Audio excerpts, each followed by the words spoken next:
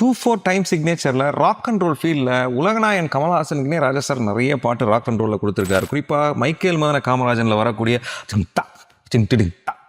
ரம்பம்பம் ஆரம்பம் 1 2 1 2 1 2 அதே மாதிரி அபூர்வ சகோதரர்கள் புதுமா பிள்ளைக்கு பாப்பா பரி நல்ல 1 2 1 2 1 2 1 2 ஆமாங்க 2 தானே கொடுத்துருக்காரு. எதுக்குங்க நிறைய அள்ளி கொடுத்துருக்காரு சொல்லியிருக்கீங்க? ஆமாங்க, இதுக்கும் முன்னாடி எஸ்பிபி அவர்களுடைய சேலஞ்சிங்கான சிங்கிங்கில் பியூட்டிஃபுல்லான ஒரு கம்போசிஷன், எக்ஸ்பெரிமெண்டல் கம்போசிஷன் சொல்லலாம். அதுதான் ஜப்பானில் கல்யாணராமன் படத்தில் வரக்கூடிய அப்பப்பதித்திக்கும் இந்த முத்தம் பாயன் முத்தம் பா. இந்த பா ஏன் சொல்கிறீங்க அப்படின்னா, இந்த ஃபில்லர் பிராஸ் இல்லாமல் இந்த சாங் இல்லை, ட்ரம்பட் ட்ராம்போன் டியூபா இந்த பிராஸ் வரக்கூடிய எல்லா செக்ஷனையும் ஃபர்ஸ்ட் இன்ட்ரோட அப்படியே அள்ளி கொட்டியிருப்பாரு ராஜா சார். அப்படி ஒரு பயங்கரமான கம்போசிஷன். இந்த